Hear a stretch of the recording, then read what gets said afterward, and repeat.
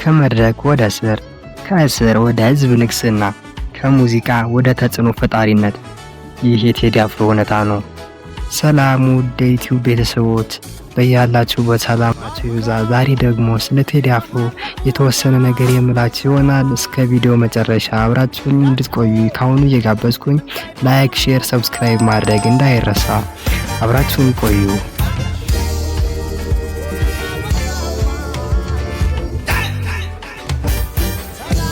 ቴዎድሮስ ካሳሁን እንደ አውሮፓውያን አቆጣጠር በ1976 ዓ.ም በአዲስ አበባ ተወለደ።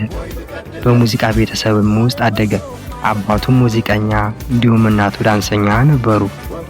በዘጠናዎቹ አካባቢ ትንሽ መድረክ ጀመረ። ክለቦች፣ ምሽት ዝግጅቶች እንዲሁም አቦጊዳ የተሰኘውን አልበሙን ለህዝብ ይፋ አደረገ። በፍጥነትም ተወደደለት።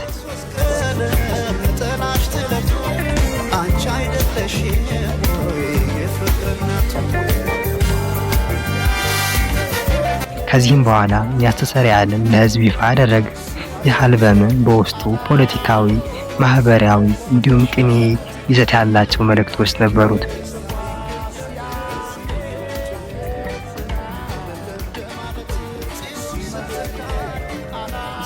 ህዝቡም እንዲህ አለ፣ ይህ ዘፈን እውነታ ነው፣ ነገር ግን ከስኬቱ በስተጀርባ ችግርም አብሮ መጣ።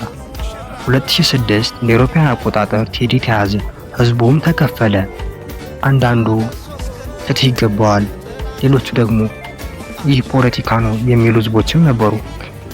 እስር ውስጥ ዓመት ቆየ፣ ነገር ግን ስሙ ገነነ። 2009 ነፃ ወጣ። እናም ከዛም በኋላ እነ ጥቁር ሰው፣ ኢትዮጵያ እንዲሁም የአሁኑን ቶሪካ የተሰኙ አልበሞችን ለህዝብ ይፋ አድርጓል።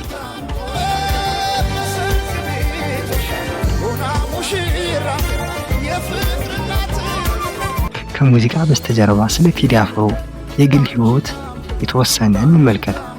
እንደ አውሮፓውያን አቆጣጠር 2012 አመለሰት ሙጬን አገባ። እሷም ዝነኛ የሆነች አርቲስት ናት። ልጆች 4 ልጆች አሏቸው።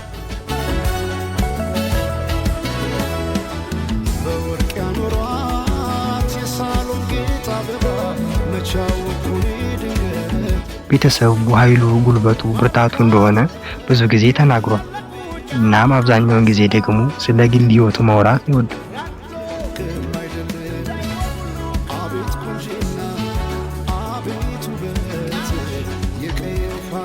ቴዲ አፍሮ ከሙዚቃ በላይ ነው። የህዝብ ድምፅ፣ ትልቅ ተጽዕኖ ፈጣሪ። እርሱ ዘፈንና የዘፈኑ ይናገራታል እንጂ የሚሉም አሉ። ከታናሽ ልጅ ወደ ታላቅ ታሪክ። ቴዲ አፍሮ ሙዚቃ አይደለም፣ ህይወት ነው።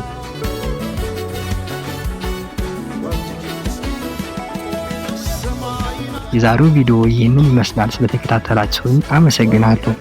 ከተመቻችሁ ላይክ፣ ሼር፣ ሰብስክራይብ ማድረግ እንዳይረሱ እና በስተመጨረሻ የተመቻችሁን ሙዚቃ እንዲሁም አልበም ኮሜንት ጋር አጋሩኝ። ለኔ በግሌ ኢትዮሪካ ይለይብኛል። አመሰግናለሁ።